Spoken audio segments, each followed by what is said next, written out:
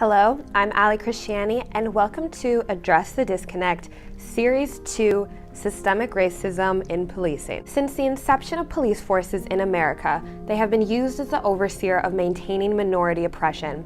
In this video, I will explore the idea of police in this country and how their brutality played a hand in some of America's deadliest riots and greatest calls for change. Slave patrols were created in response to the increase in runaways and almost successful uprisings like the Stono Rebellion in 1740.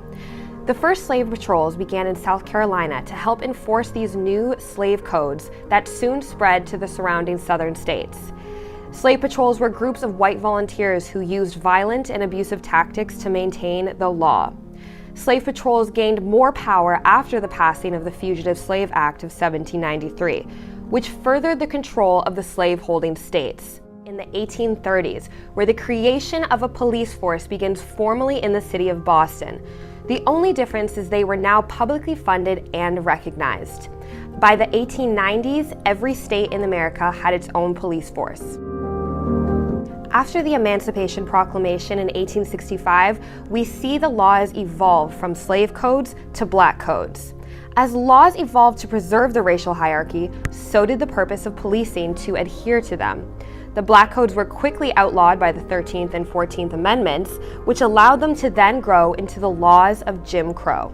The Jim Crow laws legalized discrimination, and the slave patrols began to police, and particularly in the South, that meant implementing segregation and turning their backs to violent acts against the black community, including lynching.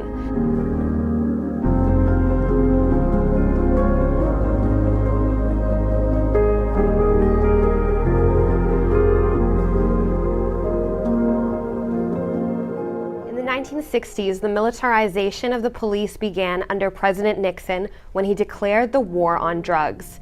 Standard war equipment used to battle on international grounds, now in the hands of the less experienced or trained to use against their citizens on domestic soil.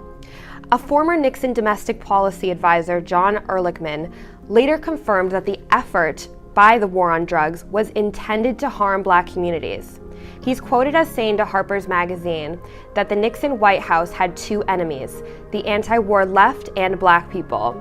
We knew we couldn't make it illegal to be either against the war or black, but by getting the public to associate the hippies with marijuana and blacks with heroin, then criminalizing both heavily, we could disrupt those communities, end quote. Throughout history, black people have always fought for their basic human and civil rights against police brutality. But it was especially during the civil rights era where these riots and revolts really took a turn and hundreds of people died. In 1965, the Watts riots ensued in response to tensions growing between the black community in Los Angeles and the police that monitored them daily. 34 people died. Then during the long hot summer under Lyndon B. Johnson, saw the Newark riots, the Detroit riots, and 157 more across the country, where more than 100 people died. 53 years past that time, 2020 saw its own version of the long hot summer, and I believe that we are in the most important phase of the civil rights era. I hope that we all continue to work hard to right all of these wrongs. As always, you can read the full article on the history of police brutality, the history of riots, and systemic racism in policing, available in my article that is on the Black blog, and I will include that link in the caption. Thanks again for addressing the disconnect.